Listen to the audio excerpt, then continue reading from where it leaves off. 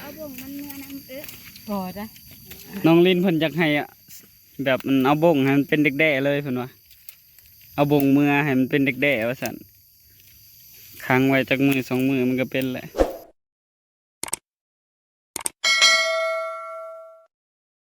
กราบสบายดีพ่อพี่น้องทั้งบางลาวพังไทยต่างประเทศเนาะมื้อนี้ก็มาพบมาพอกับน้องทงเนาะพ่อพี่น้องเนาะมื้อนี้ก็มาทางหม่องเด็กแด่คือเก่าเนาะพ่อพี่น้องเนาะมาเก็บเบิดครอบครัวเลยบัดนี้เนาะน้องแหล่น้องลินทิ้งถ้วยละน้อยวันดีมากันครบเลยมื้อนี้เนาะทั้งแม่เพิ่นก็ไปเก็บอยู่ทางในพุ่นเนาะโอ้น้องแหล่เพิ่นก็ไปนั่งอยู่พุ่นเนาะพักผ่อนเพิ่นฮ้อนแดดเนาะเพิ่นมาเก็บก่อนทางลุงทงมากับน้องลินเพิ่นมาตำหลังเนาะพี่น้องโดยพวกน้องทิ้งถ้วยเพิ่นก็เอาแดดส่องเนาะบ่ค่อยเห็นปานใดสบายดีน้องลินสวัสดีต่อใส่เบิ่งดูฮะได้แล้วบ่ป้าอันนี้น้องแหล่เพิ่นมาเก็บก่อนเนาะทางทงหาก็พึ่งมาพี่น้องนี่ก็ได้หลายเติบเนาะเดี๋ยวสิมาเก็บเพิ่มอีกเนาะสวัสดีน้องทิ้งถ้วยกับน้องละน้อยสวัสดีน้องละน้อยเพิ่นมากับแม่โอ้แม่ไปเก็บอยู่ในพุ่นเนาะ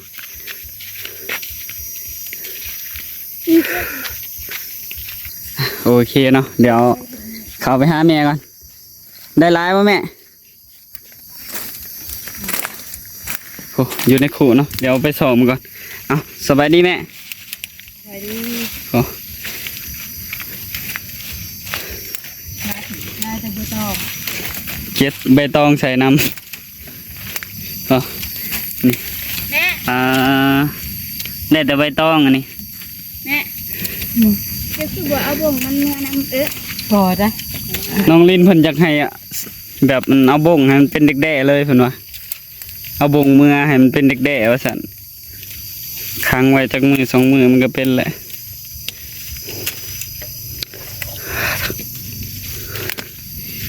มื้อวานนี่ก็มาหาอยู่ก็ยังมื้อนี้ก็ยังได้อยู่เนาะแต่ว่าหลายคนมาเนาะมื้อนี้โอ้ทางบ้านบึงหวะบ่จักทางได้แหละอันนี้ก็บ่ฮู้คือกันเพิ่นมาเก็บแถวนี้เนาะก็ถือว่ายังหลายอยู่เนาะเด็กๆก็ได้ก็ยังบ่เบิดง่ายต่อ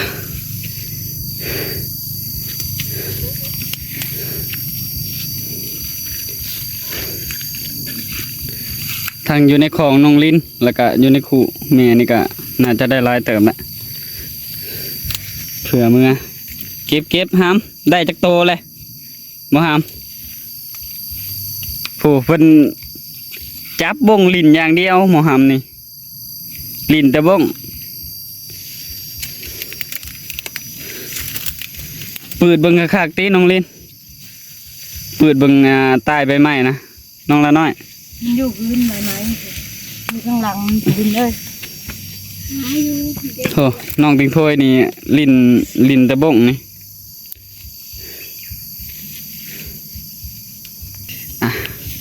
โอเคเนาะเดี๋ยวสิไปหาเด็กแด่ก่อนเนาะต้องได้ปืดตามใบไม้เนาะใบไม้มันต่ำพี่น้องมันบ่มีใบไม้สูงเนาะแดดก็มาอะไรนี่นะแดดส่องบ่ค่อยเห็นยังบันไดเนาะอยู่ในกล่องถ้าว่าอยู่ในนี่ก็แจ้งอยู่เนาะอยู่ในกล่องมันจะเหลื่อมแดดเนาะพี่น้อง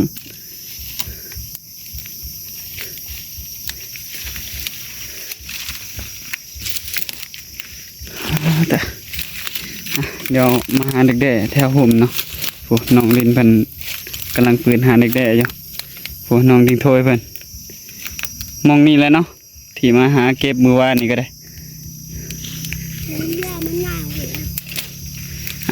น้องลินจับกล้องให้อ้ายดูโอเคเนาะพี่น้องให้น้องลินเพิ่นจับกล้องเนาะแล้วน้องทงก็เป็นผู้หาเด็กแด่ก่อน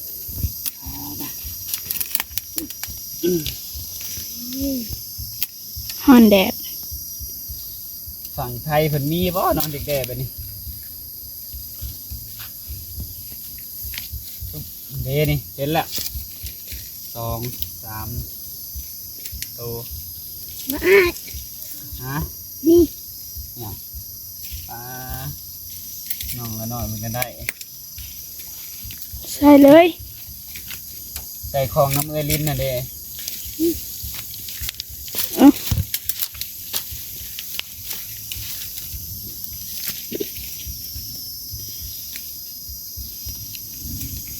โมเมนต์กล้องสั่นมาจากน้องลิ้นนะฮะ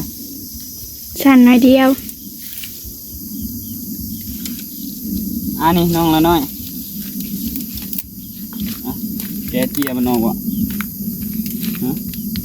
นี่เนาะเด็กแด้ให้เบิ่งแบบ อันนี้เลยเนาะมันอยู่ใต้ใบไม้แบบนี้เนาะพี่น้องสองตัวมื้อนี้น้องละตีเพิ่นก็มาเนาะอยู่กับน้องแล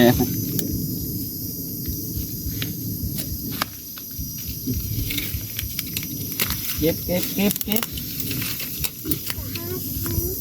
หาเก็บหาม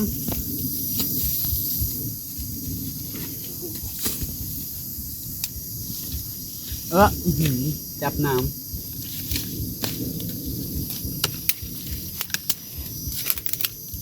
เดี๋ยวง่ายมอง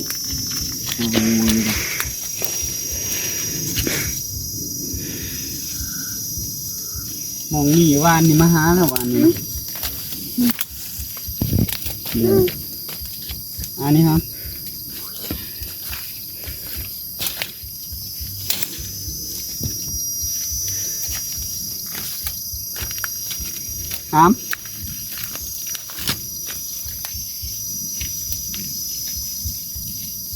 เดี๋ยวนี้ตัวนี้พี่แม่ไปเก็บทางไหนแล้วพูเราไปทางนั้นแล้ว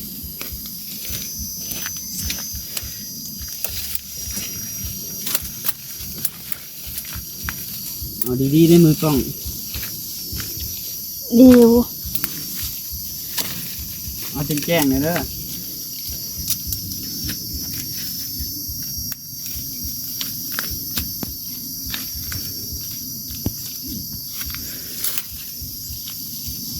ได้บ่หาม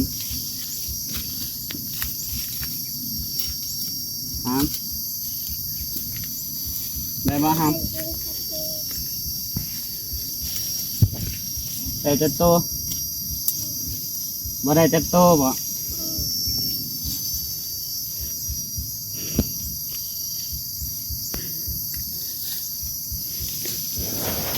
ใช่แล้วของนะละน้อยเอาของมาแล้วไหมใช้ของเนาะไปใช่เลย คนถือของกับบปากเลย นี่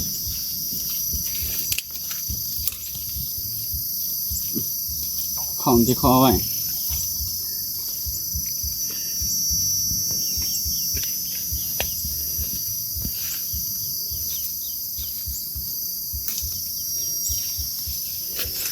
เดี๋ยวสีขาวไปทางนี้เนาะวันนี้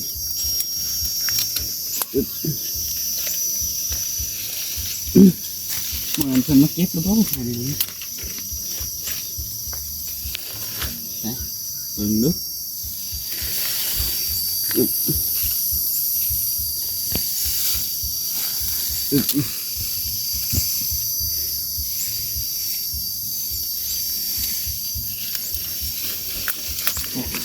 เบิ่งเนี่ยเพิ่นจองกบขี้เล็กนี่ออกมา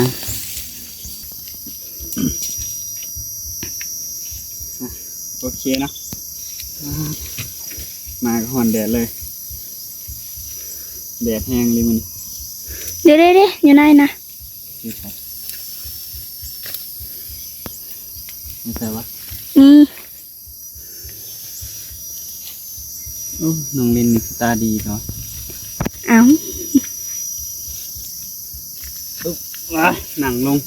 หาส่องตามผืนแดดจึงบ่ส่อง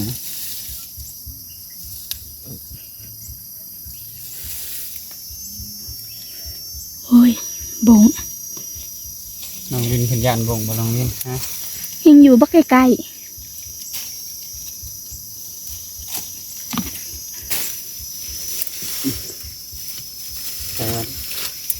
คือบ่มีว่ามึงนี่เนาะ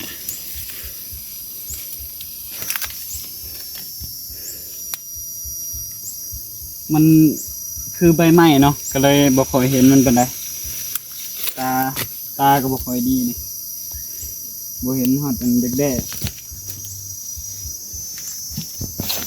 นี่นี่เนาะจับดีๆนะน้องนี่นะบ่แม่นแนมแนวอื่นนะ ไอ้เร็วเร็วทำโต มือกล้องก็เบิ่งกล้องได้บ่แม่นสิบ่แนมมึงแนวอื่นนะ กระเบิงซอยนี่เด้ เบิ่งก็เบิ่งทางหน้าอิหยังเฮา อืม เอามา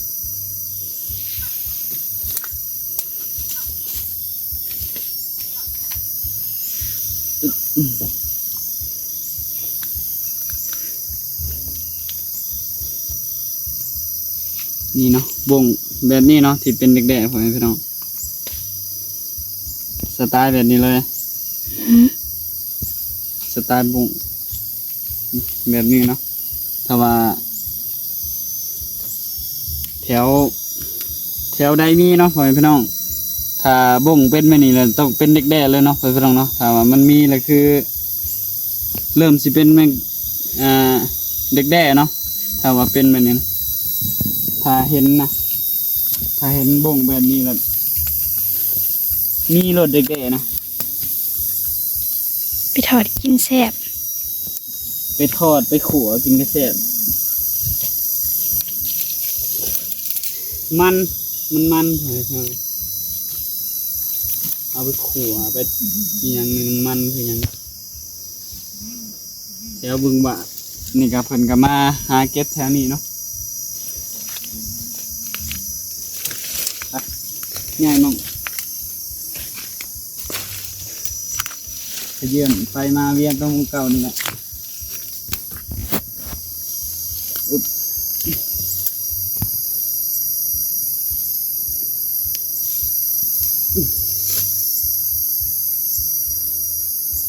นี่เนาะได้อีกเลยตัวเดียวเก็บไปเท่าละหน่อยเนาะเดี๋ยวก็เพิ่มขึ้นเลยหลายคนมาเก็บคือได้หลายอยู่ตรงนั้นทั้งน้องแม่เนี่ยทั้งแม่เนี่ยเนาะมาเก็บหลายคนมานี่เปิดครอบครัวเลยมาเก็บเหมือนกันน้องแหล่เพันพูดไปอยู่ห่มไม้พอ อยู่อันห่มม่วงๆเนาะทางทงก็เลยเอากระต่ายนี่มาเก็บก่อนเดี๋ยวของ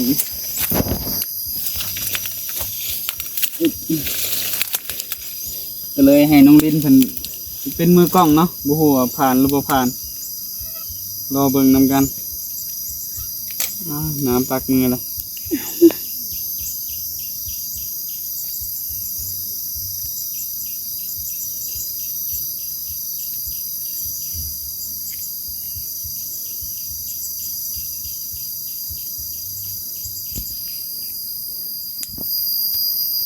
น้ำมันนั่นปักมือเนาะ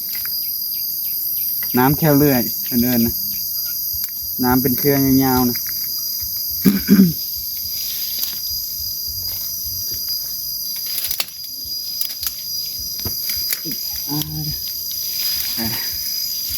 เป็นจองเบิ่งมาได้เนี่ยนะแต่มันยังมีอยู่นี่เนาะนี่มี2-3ตัวเพิ่นจองเบิ่งแล้วมึงนี่แต่เพิ่นเบิ่งบ่คักเนาะแบบมีคนมาอันนั้นเบิ่งนะ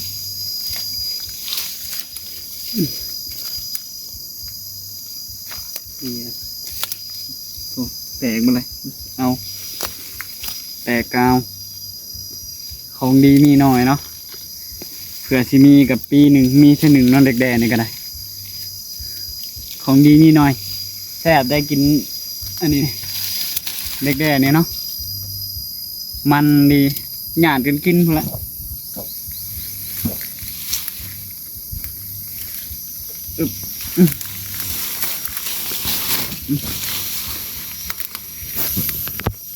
ผ่านอยู่บ่ว่ามือกล้องนี่นะ บ่ผ่านปานใด บ่มีไม้กันสั่นเนาะ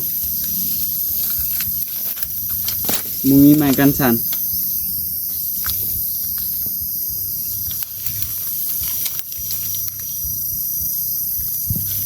บ่มีขากล้อง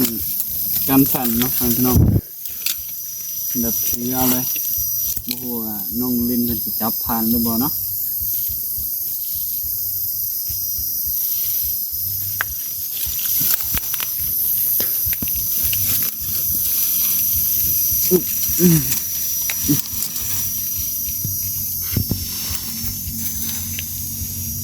เดนี่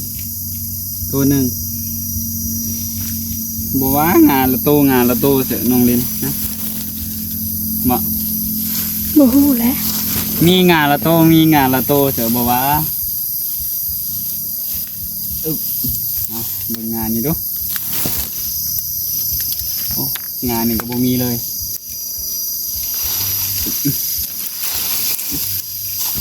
ไปง่ายมุ่งไม้ไปเลยเฮาเอามุงไหนต่อ นี่เพิ่นจองลงมาเนี่ยเพิ่นบ่เห็นนี่นะนี่ ตาดีขนาด มันใกล้ๆดูนี่เนาะเพิ่นจองลงมาเพิ่นบ่เห็นพ่อพี่น้องเห็นบ่นี่ เห็น นี่ตัวนี้พ่อนี่นี่เห็นบ่กองแจ้งอยู่บ่เนี่ยนี่ตัวนี้เนาะ เห็นอยู่ อ่ะเด็ดเอาความบัดนี้เห็นเทื่อละโตสองโตเนาะเพิ่นจองลงมา เด้ นี่ตัวนี้อยู่ใบนั่นตัวนั้น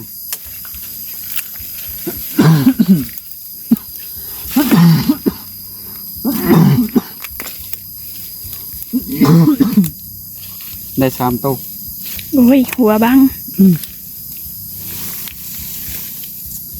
ผู้ไปหาเบิ่งพังนะครับ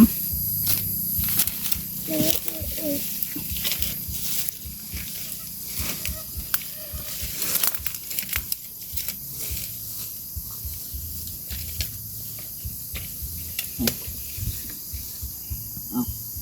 เป็นเก็บเอาเบิดเลยไปจังงานนะเพิ่นจองบ่ได้นะถ้าจองได้เพิ่นเจ้าว่าเพิ่นสิจองมาบ่จ๊ะนี่นะ จองจนงาไม่ฮัก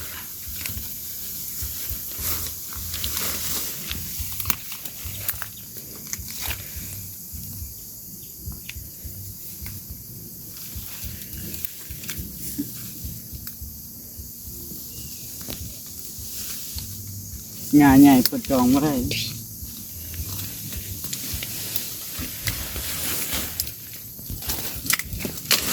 โย้ย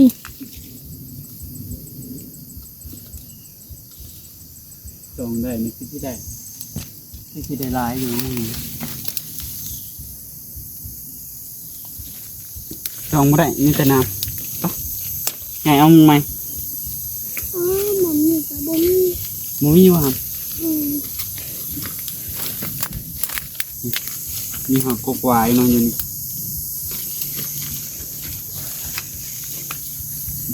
มีว่าโอเคเนาะเปลี่ยนน้องลิงเพิ่นเป็นผู้ไปหาต่อบัดนี้เนาะพี่น้องทางน้องทงก็สิได้จบคลิปแล้วเนาะพี่น้องเนาะเด็กๆก็น่าจะได้หลายเติมเนาะเก็บเพิ่มไปเพิ่มมาก็น่าจะได้หลายเติมโอ้น้องลินมันก็ได้อีกเลยใช่เอามาเบิ่งดูน้องลินเบิ่งดูเด็กๆนะโอ้นี่ต่อได้หลายเติมแซ่บแล้วขัวแล้วก็แซ่บแล้วนี่ของดีมีหน่อยเนาะปีหนึ่งมีเธอหนึ่งพ่อพี่น้องอันนี้เนาะเด็กแด่นี่โอเคเนาะทางลุงทุ่งก็สิได้จบคลิปไปเพียงเท่านี้เนาะพ่อพี่น้องเนาะเดี๋ยวมาพอกันในคลิปหน้าเนาะในคลิปนี้ทางลุงทุ่งก็สิขอลาไปแล้วเนาะพ่อพี่น้องเนาะก็ขอบบุญขอบคุณเนาะทางมี FC เปิดสุขุสุขคนเนาะที่เบิ่งคลิปของลุงทุ่งตั้งแต่ต้นจนจบที่บ่ขามโฆษณาเนาะทางลุงทุ่งก็ช่วงนี้ก็อันนั้นบ่ได้ค่อยได้ลงคลิปเนาะพ่อพี่น้องเพิ่งได้เน็ตมาก็หากะเพิ่งได้ลงเนาะเมื่อวานนี่ก็ทางลุงทุ่งก็มาเก็บเด็กแด่หาก็ได้ลงมื้อเช้านี่เนาะพ่อพี่น้องเนาะ